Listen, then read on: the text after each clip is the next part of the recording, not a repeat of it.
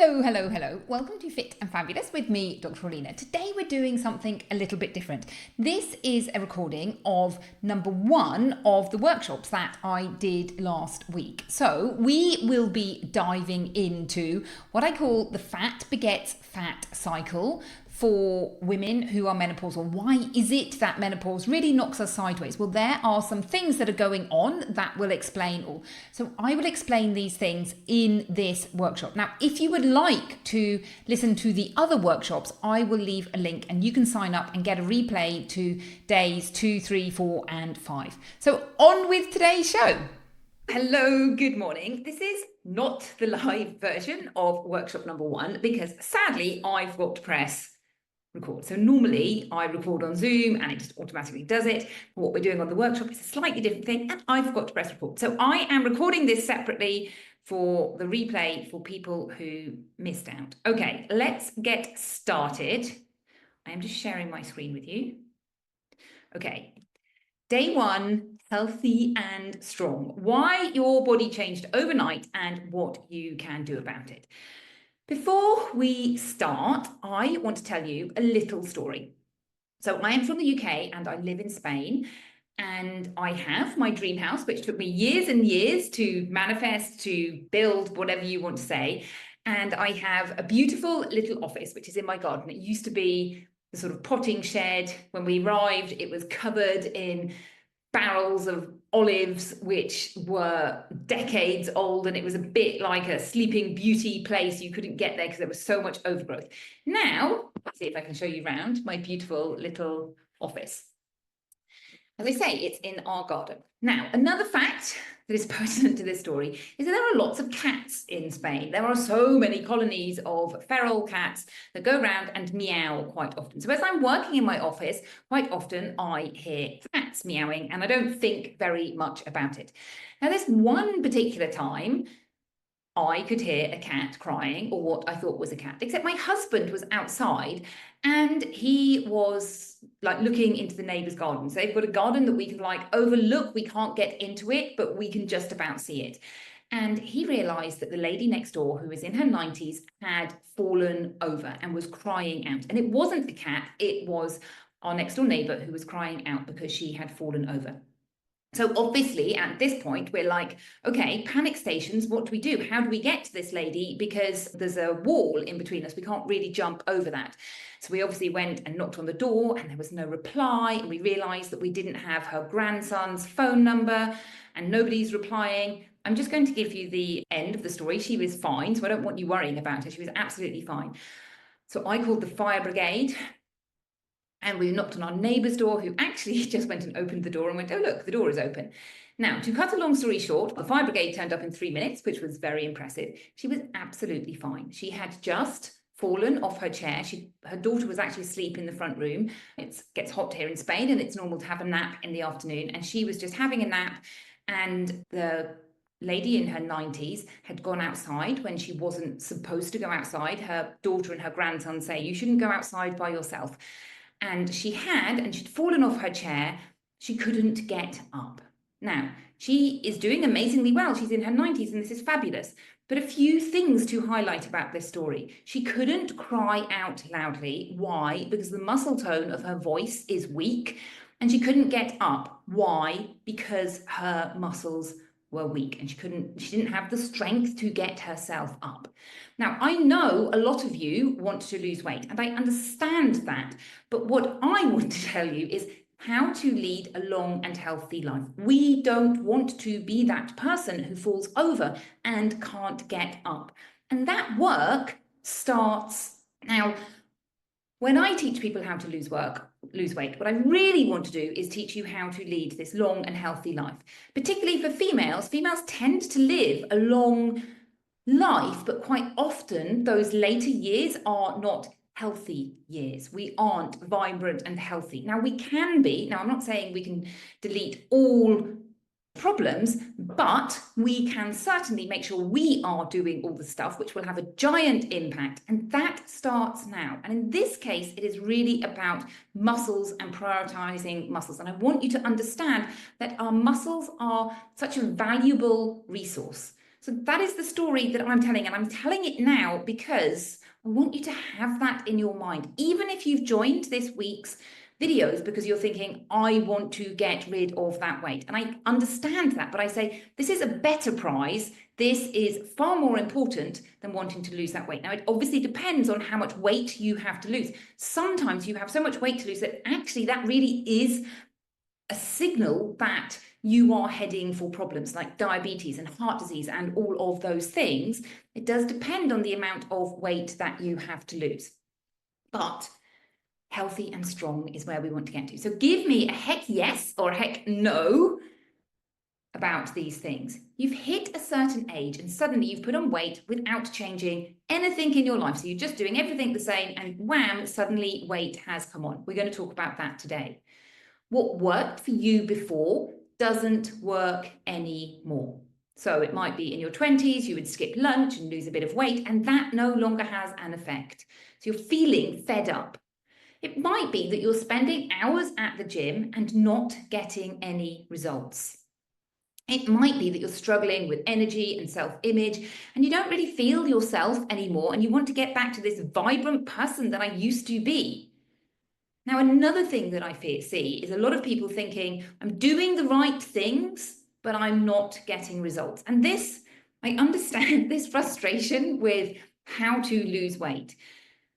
It is really important that you understand what the right things are. So that's what you're going to learn this week. So by the end of the week, you will understand all of the things that are involved and what you need to do, and that it doesn't have to be complicated. And then at the end of the week, you can either go and apply all of these things yourself. You'll have all the tools, all the stuff that you need to go and apply it yourself. And obviously, if you need some help, I will tell you all about my amazing program. And you can say, I want some support, the easy route. But I'll tell you about that later on. Okay, so here's what you want. You don't just want to lose weight. You want to reclaim your energy, control and balance so that you can be confident that you're leading your most vibrant and healthy life. So right now you're feeling frustrated. I don't really know what's going on. I just can't figure it all out. Whereas what you want, where you want to be is like, I just know what to do. It's easy and I'm just going to get on and do it. And I know that the stuff that I'm doing is leading to what I call healthy, amazing me. You don't just want to age gracefully. You want to feel strong and confident so that you can embrace every stage of life with excitement and vitality. Yes, menopause can knock us sideways, but menopause is a fact. And menopause does not mean, oh my goodness, I have to stop doing all the stuff that I want to do. It's a change, yes, and we'll talk a little bit about that change. But that does not mean I can't embrace life. I have a client who is in her 70s and surfs, and I find that really inspiring. And I want to be like that. Okay, I don't surf, and I live on the Mediterranean where there's no waves. So surfing perhaps is not the thing that's going to happen for me, but I want to be that person who is active and doing stuff that I love. Okay, here's another one. You don't just want to start over again and again and again. You want to build momentum and consistency and just keep going so that you can create lasting change that sticks. So this week, this is what we're going to talk about. Today, we're going to have a look at some of those changes, what's happened to your body and what you can do about it. I'll give you an overview. Tomorrow, we're going to dive into nutrition and exercise and sleep. On Wednesday, we're really going to look at mindset, which, side note, is such an important piece of the puzzle. It's stress and emotions and mindset. But one of the biggest things I think I teach people is mindset, even though people don't really, like some people realize, some people don't so much. But when you can go from, oh my goodness, this is not working, nothing's working, it's frustrating, to, oh my, like, this is easy, I've got a system and I can figure out any problem, I can work out what my next best step is. And sometimes your next best step is just to keep going and to keep going and keep going. But you have the ability to be able to be objective and go, this is what I need to do and I can do it. You can see that you can just keep going. You're like a little train that can wind itself up, a toy train. Okay, on Thursday, we're going to be thinking about, okay, how do you apply this system? And then on Friday, we will have an open Q&A just to chat and people can turn up and we can chat and ask me questions. Today, we are going to be looking at what I call the fat begets fat cycle. So understanding those hormonal changes and how they impact our body, and then thinking about what we can do instead. Just an overview today. Do you eat quite healthily, but turn to food for comfort? Start something new and then life happens. Lose motivation because you aren't getting results. This is a really big one I see. This is such a prevalent mindset. It doesn't work. It doesn't work. I'm doing all the right things, but I'm not losing the weight that I want to. Now, it depends on that situation. We can talk about that during the week, but it is such a big thing that I see. We'll talk a little bit about it later on. Cravings, hands up who has cravings. Do cravings make it really difficult for you to stick to healthy eating? Now, here are some of the really big problems that I see that derail people. I'm so busy. I don't have time for this. Motivation. I'm not motivated to make changes. I don't want to do this. I don't want to do that. I don't want to eat healthily because I'm scared of giving up sugar, or I don't want to deprive myself. Staying on track. So that is when life happens. Life is busy life. There's always something going on. And when that happens, I get derailed, and then it's 6 months later, and then I think, oh my goodness, I'm not doing that stuff that I said I was going to do. Hormones. Hormones are another big problem. That's what we're going to be focusing on today. And here's the other thing, knowing what to do and actually doing it. So here's my question for you that I would like you to ponder, and you can come and write in the Q&A, so in the community area, what's the main thing that's stopping you from getting results? Okay, just a little quick introduction for me, because I know that lots of you perhaps don't know me very well. You found me through Instagram or my podcast or something, and you hear me talking and talking, but perhaps you don't really know my story. So I am from the UK and I live in Spain. I trained actually as a pediatric doctor in the UK. I have 4 kids who you can see in the background there. They are now 17, 15, and I have twins who are 12 coming up for 13. So all very close in age, and they all have teenage brain. Everything is an emergency, and oh my goodness. Okay, I have written a book. My book is fabulous. It's about building simple habits. It's not about menopause, but it's really about this. How do we create habits? It's basically a workbook helping you to create your habits. I have a podcast which comes out every other Tuesday. And here's what I'm really about. Easy and fun. And I would much rather you do something. So instead of aiming for 10 out of 10, and getting 3 out of 10 and occasionally 10 out of 10, but mostly 3 out of 10, I would rather you aim for 8 out of 10. Easy and fun, and fitting it into your life so that you can keep doing it. And I think this is really the key to success. Now, another thing that I'm very good on and focusing on is routines and habits and systems, so that we automate stuff, so that we just do this. We'll talk a little bit about habits later on, but so that your brain isn't constantly trying to figure stuff out. It's just, yeah, I just do this. This is what I do. Okay, so that's my podcast and my book. And I have a program called Positively Healthy You, which is an amazing program, which I'll tell you about later on in the week. This is me swimming. Oh, I love swimming. I love swimming in the sea. I have wet hair right now. I didn't swim with my friend Monica today. I went by myself, but this was taken a few years ago, but it could have been taken today. That's exactly where I swam. Less people, my husband, my kids. So just a normal family, and with a normal mum with a normal family. So hands up if you want to be healthy and strong and it to be easy. So here's the good news. You can change even if you have tried a zillion times before. Now, if you have tried a zillion times before, this makes it more difficult because your brain is busy saying, I've tried, this isn't going to work, this isn't you, it's just another thing that is going to fail. If that is you, please make sure you turn up on Wednesday, because that is mindset. That is your brain. That's how your brain works. And in order to get over that, you need to understand how your brain works.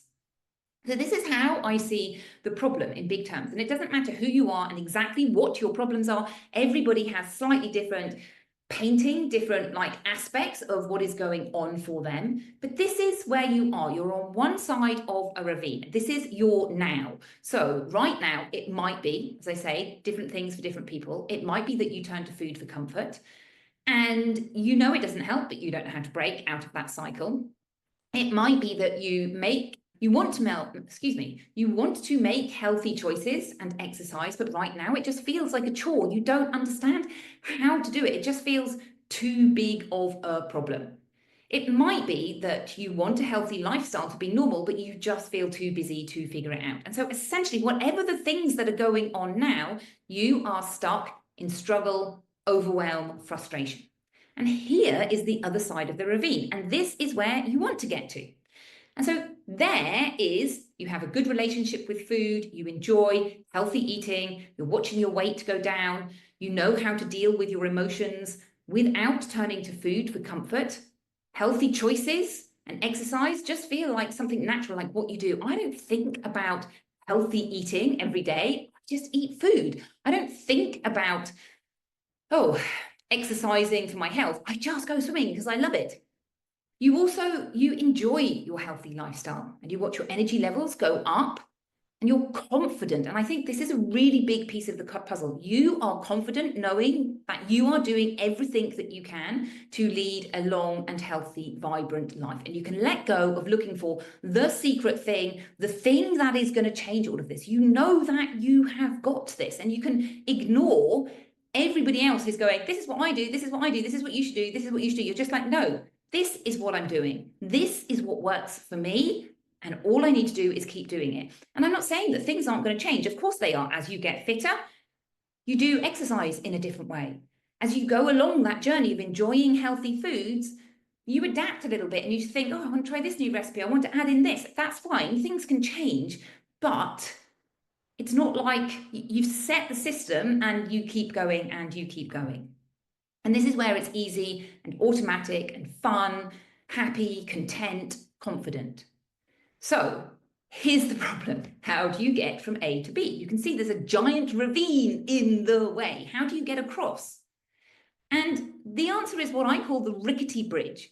Why do I call it the rickety bridge? Because look at that bridge. That bridge is super scary, right? Who wants to go across that bridge? That bridge just looks like a bridge I would have loved when I was 18. And now that I'm 50, I'm like, that bridge does not look great. It's scary. It's difficult. It relies on willpower and it's easy to fall off. It's easy to get pinged back. And we'll talk about this a wee bit more when we talk about habits. But this rickety bridge is the problem. So the rickety bridge, you start, you do some changes, life happens, you forget about the changes, you're back where you started. And you just can't ever quite make it across to that other place. Once you're in the other place, things just happen and you just get on with life. So that's the sort of journey. And here is some messages from some people who are in my group who are on the other side, who have made it across. I just cannot get over how good I feel. I feel a lot more energetic. I feel like I'm healing my relationship with food. That diet culture noise is leaving my head and I'm learning to enjoy foods again. I used to stress eat once a day, and now I realize I haven't done that for a month and a half. I'm 3 pounds down in 10 days, but more importantly, I'm back to regular exercise. So that's just like the overview of what we're doing this week, that journey. Now, because we are menopausal women, so if you're 40 and above, hormones play a big part in this. So let me just explain a little bit about hormones. So we're looking at menopause, and throughout history, and even in society now, menopause has a bad rap. And in our Western society, women have been talked about being hysterical because we have uteruses and things like this. And like the science has been very unknown, like witches were considered like that's part of female hormones, basically. And I have no idea what that gentleman on the left is doing, something that looks hugely inappropriate to me. But we still have this cultural thing about menopause not being fabulous. It's a time of distress. It's difficult. Women are difficult. It's difficult for women. I was even talking to one of my clients yesterday, and she was perimenopausal and saying, I just like feel depressed. And depression can be a symptom of, or like this feeling angry and anxiety and not really feeling yourself. That can be a symptom of menopause. And yet so many doctors go, take antidepressants. And it's like, we need to at least have this conversation about HRT and whether that's an appropriate thing to take, as opposed to just saying this is depression, it isn't menopause. It's like a lot of people are still not recognizing that. And I think in other cultures, actually, people who go through menopause are considered to be wise and part of society. And actually, if we look at it from an evolutionary point of view, I think humans are the only animals where females stop reproducing and have a period of their life without being able to reproduce. And you think there must be some evolutionary benefit, otherwise it wouldn't happen. And apart from all of that, it just is a fact. It is this thing. So if we accept it and work with it, we're going to be much happier than if we're fighting reality. So let's just dive into menopause. So perimenopause is the 5 to 10 years before menopause, where your hormones are going like this. I'll show you pictures of your hormones in a minute. Menopause, it marks a date, a year after you have had your last period. And the average age of that is 51. Now, after menopause, whether you have had a medically induced menopause because you've had your ovaries taken out for a medical reason, or because you've gone through natural menopause, you are now in a biological state for the rest of your life. Your estrogen has basically dropped right down, and this is how it is going to stay. So there are lots of female hormones that are involved in this cycle. And I'm not going to go into detail of all of them, but the ones that we want to think about: estrogens and progesterones. And then we've got follicle stimulating hormone and luteinizing hormone. And we also have testosterone, but testosterone for women does not have the same role as for men. So for men, I have a 16, 17-year-old son who used to be a stick insect. Whoosh, he's grown up and suddenly he's turning into a man's body. Yes, he goes to the gym, but really what is driving this change is testosterone. Testosterone is signaling to his body to put on muscle. That is what estrogen does for us. Now, testosterone doesn't do the same thing for us. It doesn't signal to our body to put on muscle. It's the estrogen for us that does this. And this is important because muscle is one of the things that we really value and want to maintain. And we actually start losing our muscle mass from the age of 30. Yes, 30, can you believe it? So every single year from the age of 30, we are losing our muscle mass. So this is pre-menopause, and you can see that all of these hormones, they're beautifully rhythmical and they're doing this like waves. And essentially, progesterone and estrogen are doing this pattern like a seesaw pattern where they're going up and down a little bit like this. And this is cyclical, and many women have regular cycles. Obviously, not everybody does, but this is why we have cycles, basically. Now, this is a picture of perimenopause and menopause. So the first half of this graph is perimenopause. And you can see during perimenopause that your progesterone and estrogen are like much more chaotic. So they're going up and down and they've lost this beautiful pattern.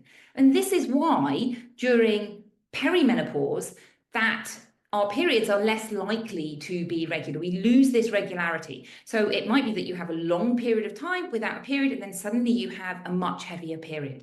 And that is to do with the progesterone and the estrogen. And this is why we will start to feel symptoms in that period, because we've got these highs and lows of these hormones until, splat, post-menopause, we have lost the estrogen and we have lost the progesterone, and they basically flatline. Now, there is a little bit, but not very much. We have other ones that I showed in the first slide.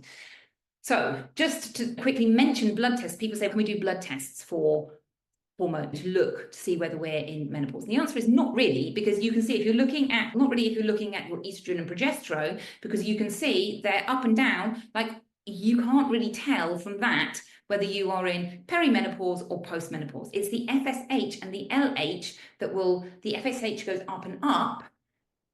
Sometimes your doctor might want to measure that.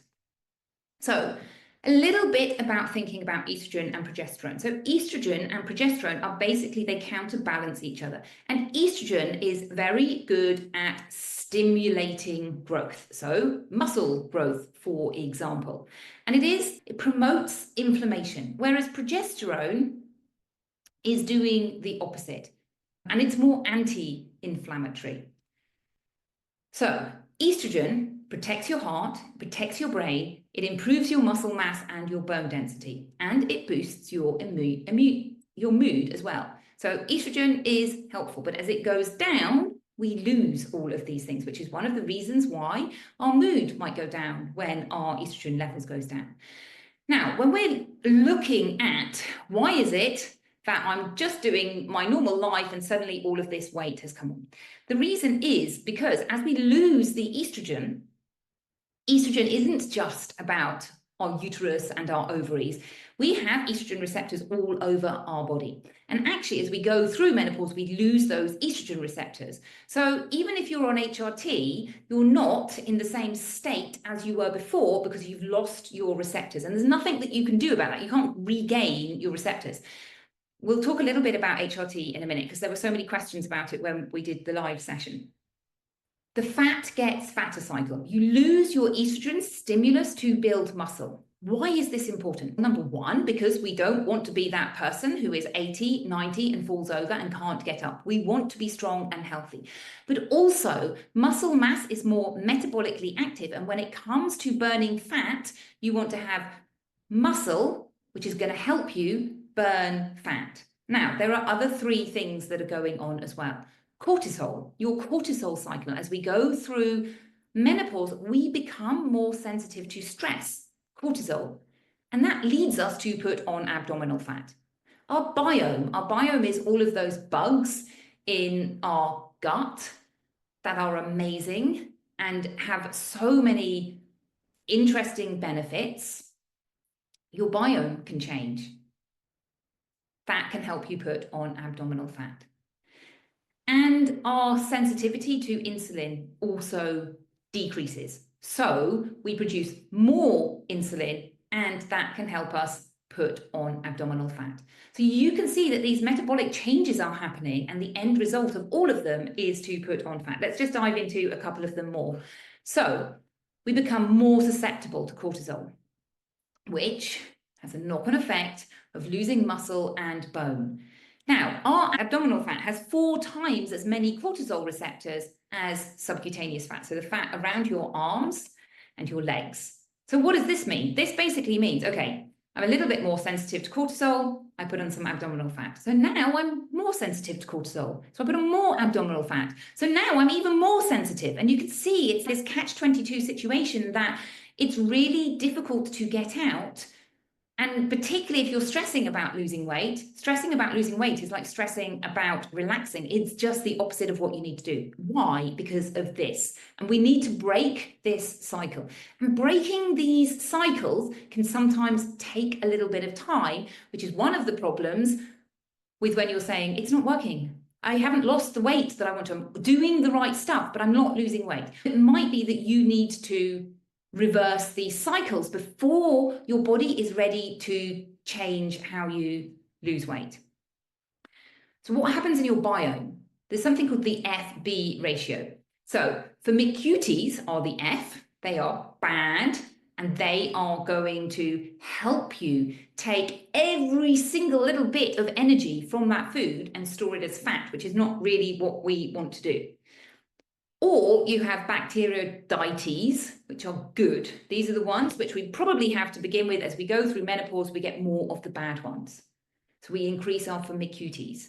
So this helps us store fat and reduces lean mass development.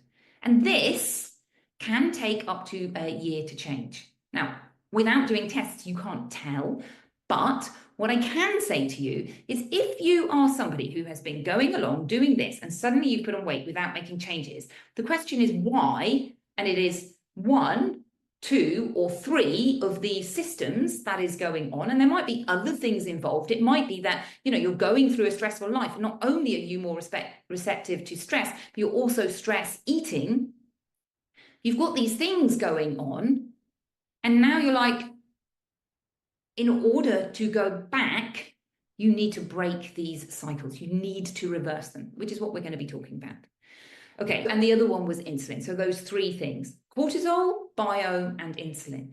And when we have this mindset of, I'm doing all the right things, this is what I need to do, but it's not working, you are basically swimming against the tide. I have to get a swimming analogy in there. It's so much more difficult to swim against the tide, to swim against the current. You need to spend a lot more energy with much less result if you are swimming with the tide. If you don't take these things into consideration, it's going to be really hard work for you, perhaps even impossible. It is much easier to swim with the current. Once you learn how to swim with the current, it's so much easier. And it's not difficult to swim with the current. So the question becomes, how do we reverse these cycles? And I think one thing I would really like to say to you is, it's not one thing. I see so many people searching for this one thing on the internet. I need to follow this influencer and they're going to give me one change, and that's what I'm going to implement, and that's going to fix everything. Now, if you haven't read the book Tiny Habits by James Clear, I recommend you read it. It's a very good book. And in it, he tells a story of the British cycling team. Now, for those of you who are not British, when I was a child growing up in England, everybody used to make jokes about how awful the British cycling team were. They would go and do the Tour de France and other races around Europe. And it would always be these jokes about how awful the British cycling team was, until they got a new trainer.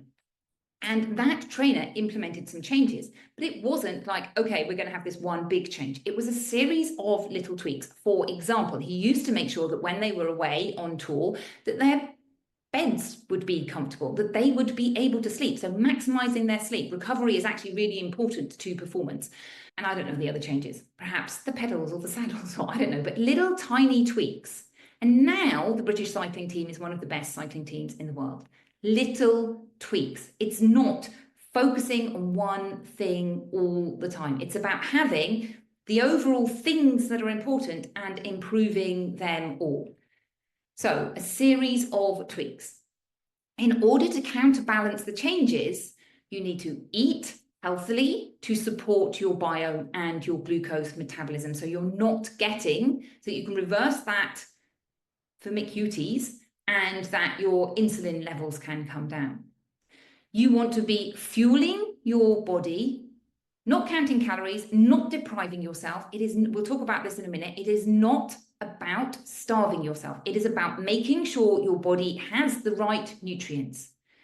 Exercising in a different way. For those of you who say, I do loads of exercise, you must listen tomorrow, because it's not about doing loads and loads of exercise. It's about understanding how to exercise in an efficient way.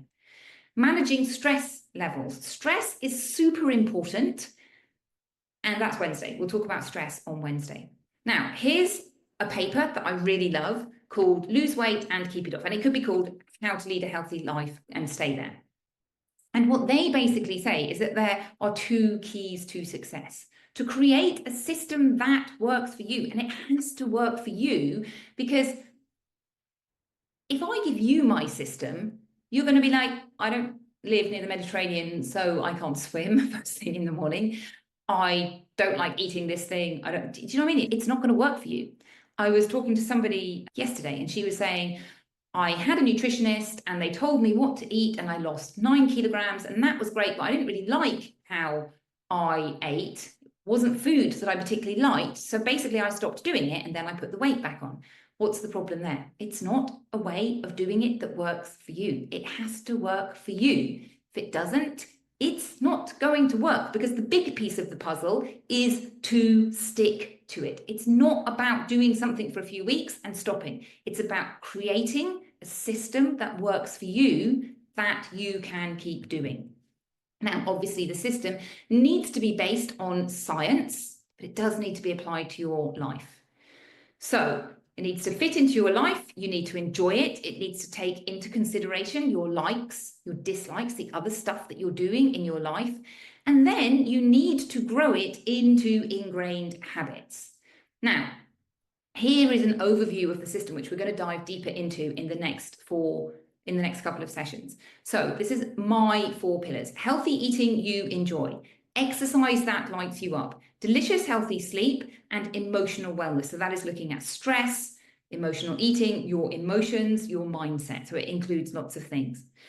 In terms of nutrition, our goal is to reduce insulin, which is our fat storage hormone. We do not want high insulin. It's not helpful. We want to improve our biome. We want to increase antioxidants, which are good things. We want to make sure we fuel and nourish our body so our body has got the nutrients it needs to create muscle and to do all the stuff that it wants to do. And we want it to be easy and tasty food that we enjoy eating. Now, exercise done right is going to make you feel fitter and stronger, and it's also going to help you break the fat gets fatter cycles. It's going to give you energy. It's really good at reducing stress, and it's enjoyable when you do it right. Sleep helps your body lose weight. Sleep is one of the most underrated things. It's going to protect you from loads of illnesses. It gives you energy. I know you know this. Like, how many people are sleep deprived and go, I'm really sleep deprived and I'm really grumpy? Yeah, we know this stuff, and yet so many people do not prioritize their sleep. It helps you regulate your appetite. It helps you reduce your cortisol levels. Growth hormone, which we secrete during nighttime, helps us build muscle and burn fat. So sleep is really important. Emotions and mindset. Understanding how our emotions drive our behavior.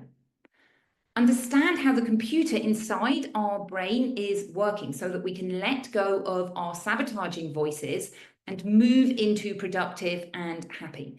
And lots of people say to me, my mindset is totally fine, but I'm still struggling. Then I'm like, okay, when your mindset is totally fine, you don't think in terms of struggling. When you are thinking in terms of struggling and frustration, that is an indication that your mindset is not as strong as it could be. So I recommend coming on Wednesday and listening to that talk. So listen, all 4 pillars are important. It's not about, sorry, let me just go back. It's not about, I'm just going to focus on the nutrition. I'm just going to focus on that. As I've shown you, like some people, you can do focusing on nutrition. If you don't do it, taking into all of the pillars, it's just going to fall to pieces. So just a quick word on calories in and calories out. As you can see, it's more complicated than calories in and calories out. Because we have these metabolic changes that are happening, it is not as simple as calories in, calories out. Our bodies don't work like that, particularly female bodies. So going into a calorie deficit can be beneficial for men. The problem for women, so you can do intermittent fasting. I used to do exercise fasted until I realized this and I stopped doing it.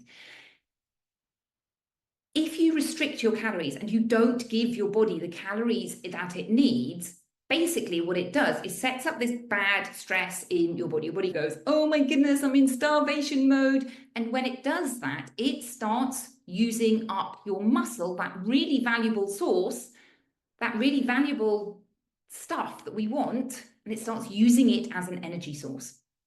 So people might say, so I see women who do intermittent fasting, and some of them say, yeah, it really works for me. And some of them say, it doesn't work for me anymore. Now, here's the thing.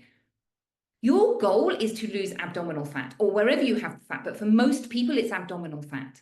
And fat and weight are not necessarily the same thing. So when we're looking at body weight, it could be liquid, it could be fat, it could be muscle.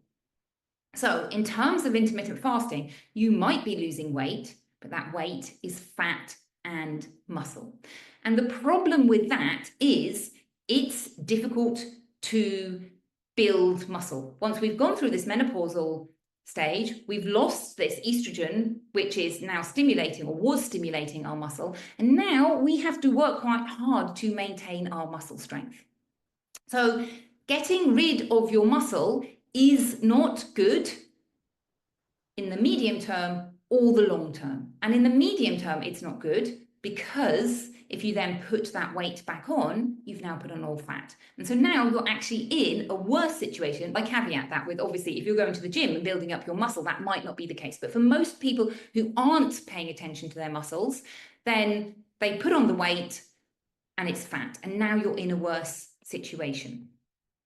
One of the things that I think is really important is focusing on the right thing. So stepping away from weight loss. The problem with weight loss and focusing on weight loss, and oh my goodness, I haven't lost 2 pounds this week, it's all a failure, is it sets up this failure success loop. So I had somebody who said to me a few weeks ago, I'm feeling really frustrated that I'm not losing weight. I skipped supper and I drank a couple of glasses of wine, and the next day I had lost a couple of pounds. Now, her implication was, then that's surely a good way of losing weight. And I don't see anybody who is saying, let's do the skip supper and drink wine diet. Why? Because what you have lost is water. And so the minute you rehydrate yourself, you're going to put that 2 pounds back on. And actually, water is, when you see quick swings of weight, I've starved myself and lost a lot of weight, or I've been away for the weekend and I've put loads of weight on, a lot of times that weight is water and it's not fat. It doesn't happen that quickly with fat. When you focus on the short term, on the weight, which is not the same as fat, what happens is it encourages less healthy behavior because you're seeking that goal. As opposed to, if you look at the long picture, this is the person I want to be, healthy and strong. Later on into life, you're always winning. And if you do those things correctly, you are going to lose that abdominal fat. So all of the pillars are connected. And I think this is a really important point that I drum into my clients. So this is what Sarah said. She said every single part of it is important. And previously, I have picked up the eating part or the exercise part. And now I feel like I have this whole system and it feels like it's all fitting together. So I just wanted to tell you a story. And the reason to tell you stories is just to help you see that there are other people in a similar situation to you who feel frustrated and overwhelmed, and how they have changed things and really navigated this rickety bridge. So this is Sarah, who is 59 and works hard. So overworking and poor boundaries in terms of overworking. So working at the weekends, which has an impact on being able to do things like exercise, also means turning to food when she's feeling stressed, using too much, drinking too much coffee, not sleeping well. So you can see this sort of, oh my goodness, I'm in this situation and I don't know how to get out of it. And where she wants to get is stepping into her 60s, feeling vibrant and strong and confident, enjoying all the things that she wants to do. But right now she's feeling stuck because she's stressed, got too much work, feeling guilt, and no consistency. And what she wants is balance, joyful exercise, and confidence in her system and her body again. And that's exactly what she got. So she said, before the program, I was stuck in emotional eating, stress, sleepless nights, couldn't understand how to prioritize my health.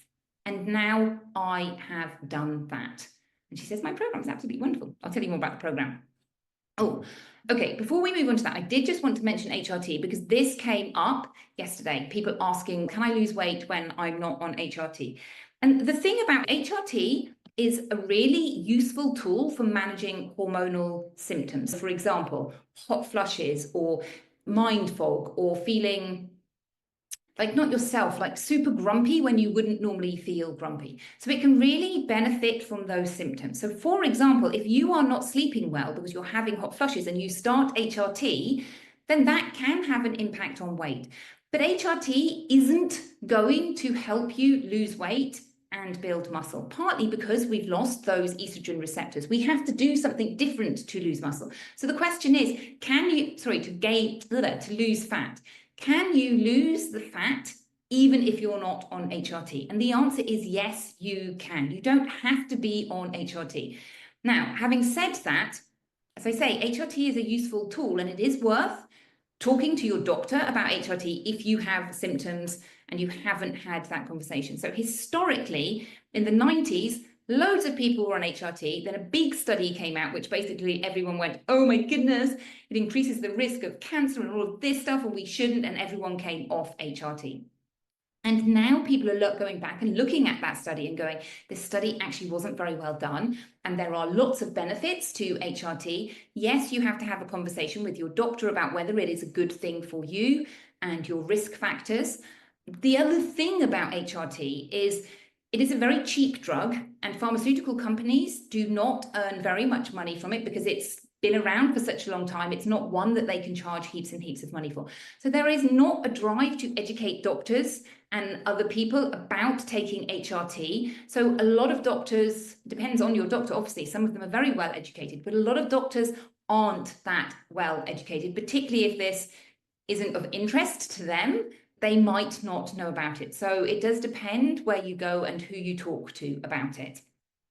Okay, so the secret of long-term success is habits. So just a quick note about habits. And this is what I call the habit fairy. Where you want to get to is things are automated. You don't have to think about them. So take something mundane. What am I going to cook for dinner? You don't want to be thinking that all the time. You're just like, yeah, I know what's for dinner. Obviously, you have to actually cook it. So the thing about habits is they're basically in your subconscious brain, and they are very efficient. We do them on autopilot, like brushing your teeth. Who thinks about brushing your teeth? No, you've been doing it since you were about, I don't know, 2, and you just do it without thinking about it. But they are a double-edged sword because your habit brain doesn't care whether it is a habit that is good for your health or not good for your health. So sitting in front of the TV, eating loads of junk food is a habit. Walking, going for an evening walk is also a habit. You just have to be intentional in how you create habits. So where you want to get to is having what I call solid oak tree habits, that are the things that you do when life happens. Those are your habits. And people always mistake what I call acorn habits for an oak tree habit. They're like, I had this habit and then life happened and I stopped having that habit. And no, that wasn't a habit.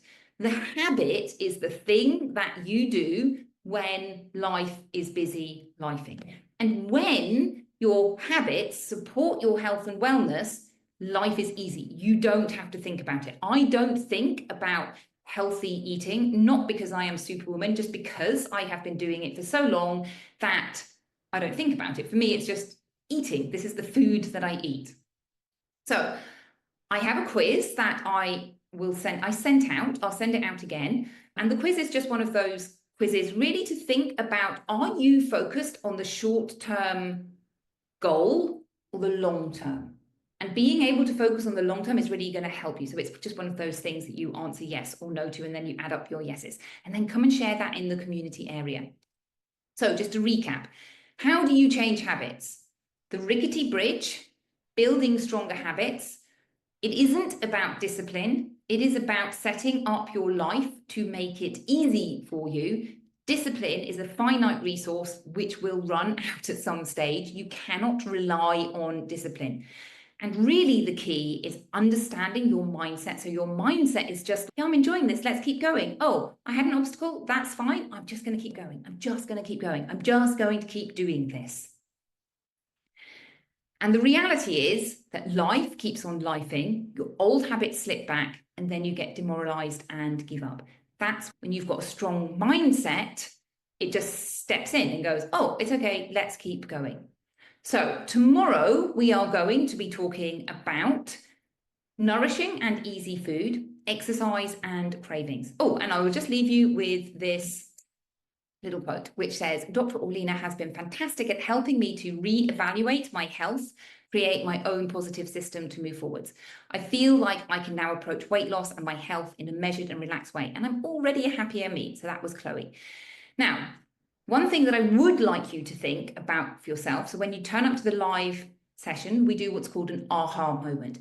We've talked about so much stuff today that when you turn off the video, you're just going to go and get on with your life.